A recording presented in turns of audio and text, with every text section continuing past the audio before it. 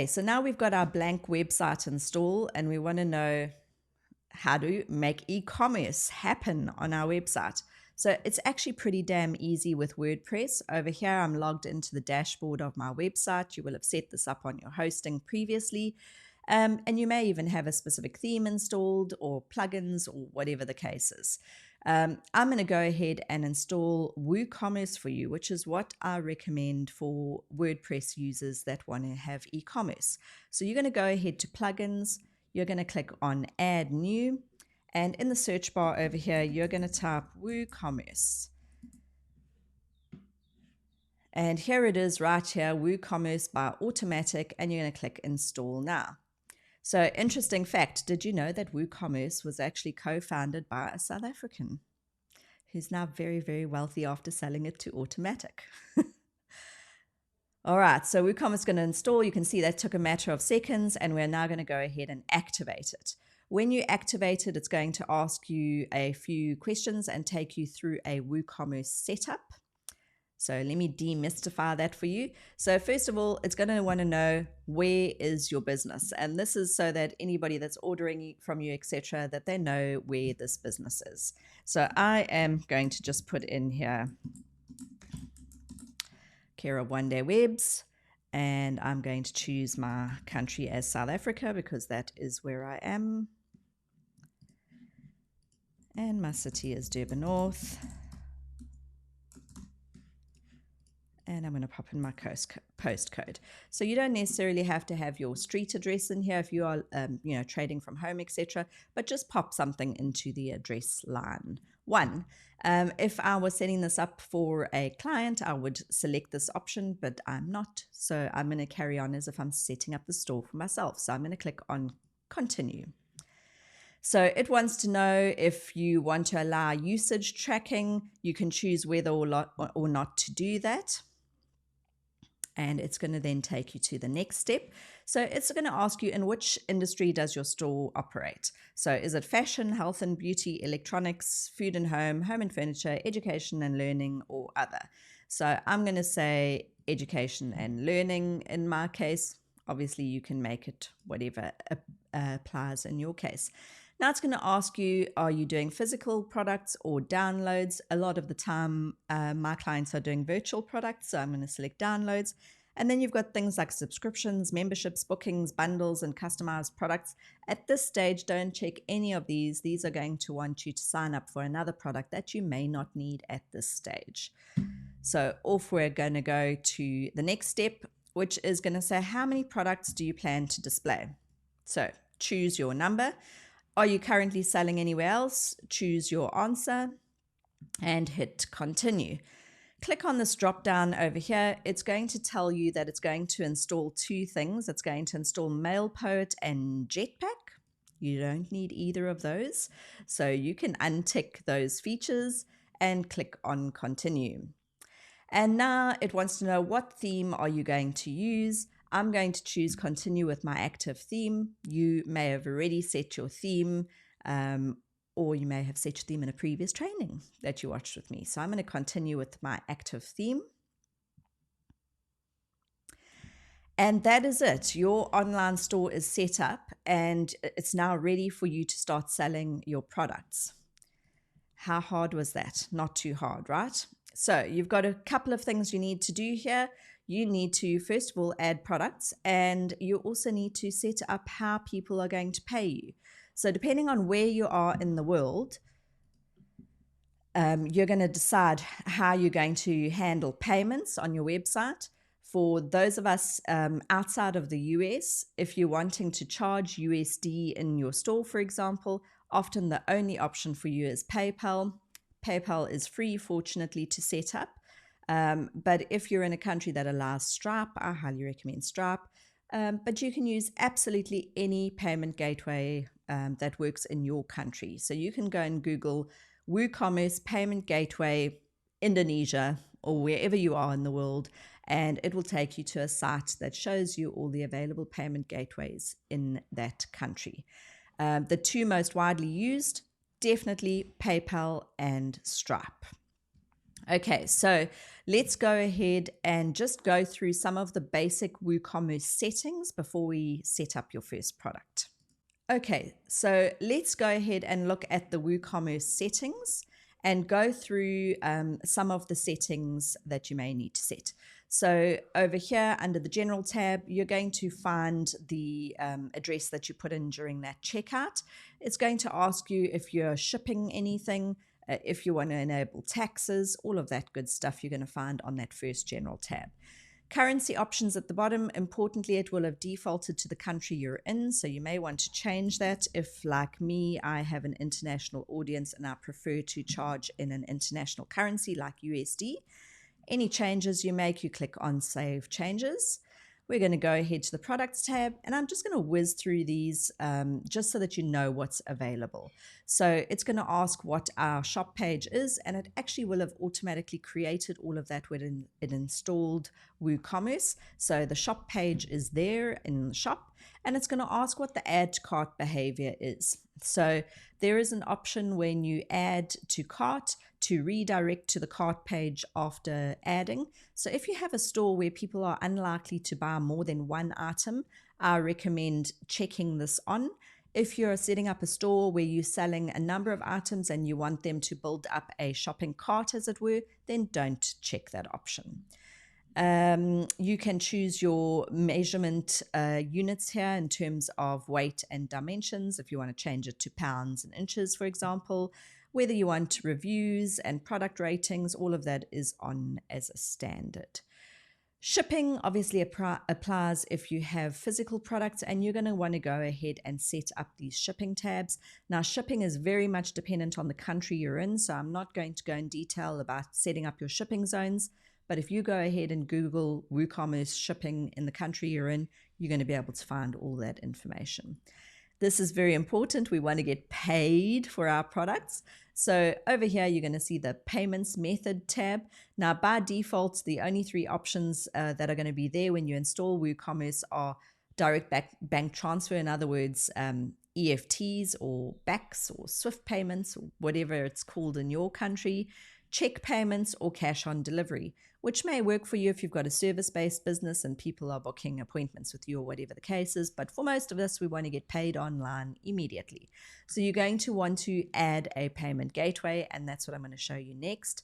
Let's just keep going through these tabs to show you the rest of the settings before we move off. Accounts and privacy. This is all about how accounts are created in WooCommerce, whether you want to allow customers to create accounts when they check out, whether you want it to happen automatically, etc., etc. I'm going to leave these all as default. You're going to go ahead to the email tab, and these are all the standard emails that go out when your orders are received by yourself, and also when your orders are made by your client. So you are going to want to style this up to match your branding in your store. There's a handy little link here. If you click on it, it opens up what these emails look like by default. So we don't necessarily want this default purple branding. So just go ahead and pop in a header image once you've uploaded your image here, put in something for the footer text and adjust those base colors, and hey presto, you've got a very professional looking email that goes off. Integration, this is really once you start adding extra things as well, but if you want to do things like geolocation, you're going to want to set that all up here. And under the advanced tab is really just all the default stuff like your cart page, your checkout page, your my account page, what the links are for all of the standard pages that people go through when they have a WooCommerce store. So like if they come back to see their orders, etc. I would really just leave this all as standard unless you're a more experienced web builder. Okay, so getting paid, right? So we're going to go ahead to plugins. And exactly the same way we just installed WooCommerce, you can actually install your payment gateway. So you're going to click Add New. And the most popular I'm going to show you, WooCommerce PayPal. So I think it's actually called PayPal for WooCommerce. Could be the other way around. Let's just Google it, at least search for it. And it should be here, the one by WooCommerce itself, called WooCommerce PayPal payments. And this is the one you're going to want to install. Click on install now and click on activate. And I'm also going to add the Stripe one. So click on add new and search for WooCommerce Stripe.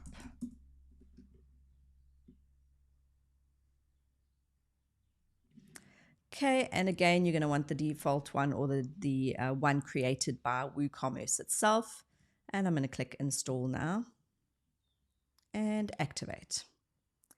Okay, so we've now got Stripe and PayPal installed. We now need to hook those up to our PayPal and our Stripe account. So you're going to go to WooCommerce, you're going to go back to settings, you're going to go to that payments tab, and you're now going to see a whole lot of extra things besides those first three. Here is your Stripe and here is your PayPal. So what you're going to do is you're going to click on the setup button next to the one you want to use.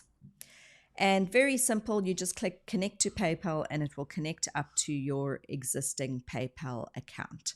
So it's very, very simple to do PayPal. You literally just do it that way. If you want to do it manually, you can do this and enter all the stuff manually. I'm not going to connect up to my PayPal account because I don't want you to see all my codes. But that's as easy as it is to connect up your PayPal. For your Stripe, you're going to go into this main one, and you can see there's a whole bunch of different ones available. So you can allow all sorts of different Stripe payments. The main one is just this regular one here called Stripe, and you go into setup.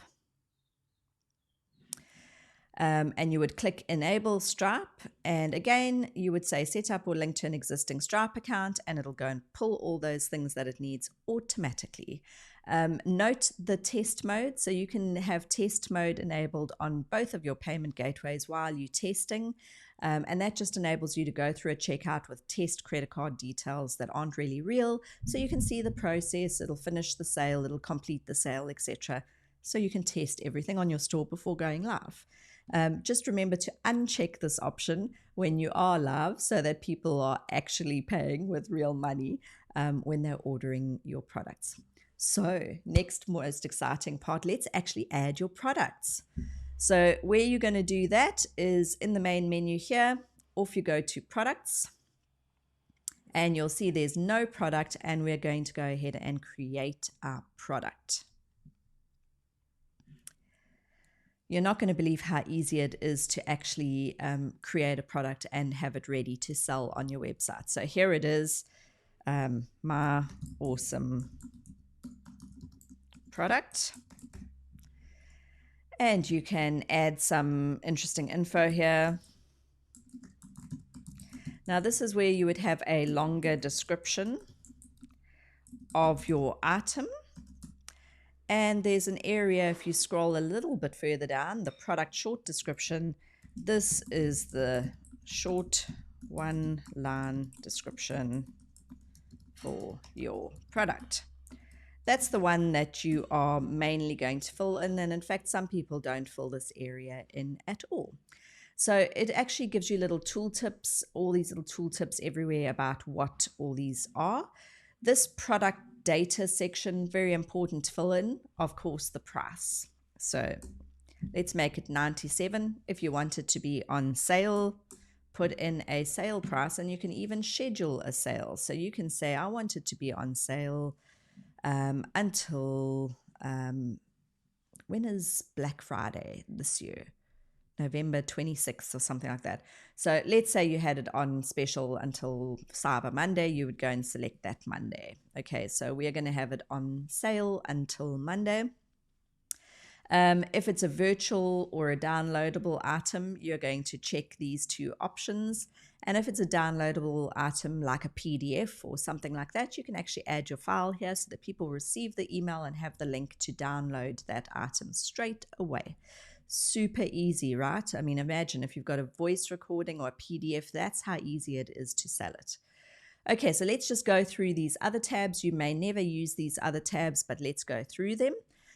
So if you want to manage your stock level, if it's a physical product and you have a physical number of them that you have available to sell, let's say 10, you want to put in your stock quantity, and as you sell these items on your store, that will update. You need to say whether or not you're going to allow back orders. Anything you're not sure what it is, mouse over the little question mark tooltip and it explains exactly what a back order is. So a back order will allow sales to go into negative. So let's say it's an item that you only have 10 in stock, but you can get in 24 hours, then you might want to say, okay, I'm going to allow it, but I'm going to notify the customer, or I'm going to allow it full stop because I can always get that stock. Okay, so you can allow back orders. Now, the low stock threshold, you can set this. By default, it's set at 2. And what this is when it gets down to 2 items, the store owner, you, are going to get an email saying, hey, this item is low in stock, you need to reorder. So you can set how many items it needs to get to before you receive that notification. Super cool, right? So it helps you actually manage your stock holding. You can also check whether or not this item can only be ordered one at a time or if people can order multiples. Linked products. So once you've got more than one product set up on your website, it's pretty cool to set up upsells and cross-sells. So what these are is when you're in an online store and you see you may also like, those are what we call upsells. And cross-sells are once you go to the checkout and it says you may also need, those would be your cross-sells. So let me make sure I've got those the right. Yes, so one is on the cart and one is on the product. So a really nice way to build your basket size if it's the kind of online store where you want to do that. So an example would be they order a pair of shoes and it's a pair of flip-flops, a really reasonably priced pair of flip-flops, and your upsell would then be a really expensive pair of heels. When they're looking at those flip-flops, you may also like this, or this. An example of a cross-sell is when they go to the cart, it would say you may also like, let's say, shoe cleaner, shoe polish, matching belt, matching handbag. So you get the idea. It's a great opportunity for building your basket if you've got more than one product. Attributes. So again, this is really normally more related to physical products. So think of things like t-shirts that have different colors. You can set those up as attributes or different sizes. So let's do that now. Let's go to attributes and you can literally just type these out. So let's say color. And it tells you exactly what you need to do. Enter some text and separate it with the grep or the line. So the color is going to be black, white, blue, red. Okay, so those are going to be my options. And we do want it to be visible on the product page. And so that's going to show us those different colors that are available, and you can have multiple attributes, colors, sizes, etc. Now if you want people to be able to actually select those, you would have a variable product. So you see right here on the top of the option, you've got a simple product, you've also got a variable product over here. So if you choose variable product, you can actually choose that each color is a product on its own, basically within this overall product. That will be a separate training. Okay, and the advanced tab, any purchase notes you want put in here. So if somebody purchases it, that purchase note will go in the email to them. Again, allowing enabling of reviews. And this is really just for WooCommerce to try and sell you extra stuff. This get more options. But at its base, that is how simple it is to create your product. What's very important with products is adding a product image. So you can add a default product image. Now we've got absolutely nothing in our media library. We only have the product image itself, the default, like non-existent product image, that WooCommerce placeholder that WooCommerce has. And then you've also got the option of adding gallery images. So you can add a number of other images here. I highly recommend doing that. the success of an online store is very much dependent on that initial photo that grabs their attention. And then much like you would on a typical blog, you can have product categories and you can have product tags, and you can easily set new categories and new tags here. And once you've done that, you're going to go ahead and publish your product. And now your product is ready to sell. If you click on this lovely link over here, it's going to open your product. And here's your product. Obviously, we are just using the base WordPress theme here, so it doesn't look like anything special at all. But there it is. That's your website up and running and ready to sell your product. So that is how hard and how easy it is to actually set up your own products. On my other trainings, you will get advice about themes that I recommend, like the Cadence theme, or you could even go ahead and install my theme that you purchase from my template shop, which has a beautifully designed online store, which you can see over here. Oh, no, we're not going there. So if you go along to rose.onedaywebs.com and you go to the shop page, you can see a beautiful shop layout over here. And if you click through, you can see a lovely product layout. So when you install a different theme, it changes the look and feel of your website and the way your online store looks. So the next step for you would be going and styling up your website, and you can definitely see one of my other trainings on how to do that. As always, please click the links below if you are using them to set up your hosting or anything else. I will get a kickback. Thank you very much. To say thank you for my time for creating this video for you. And I hope that you will all pop me links for your online stores when you've all created them successfully.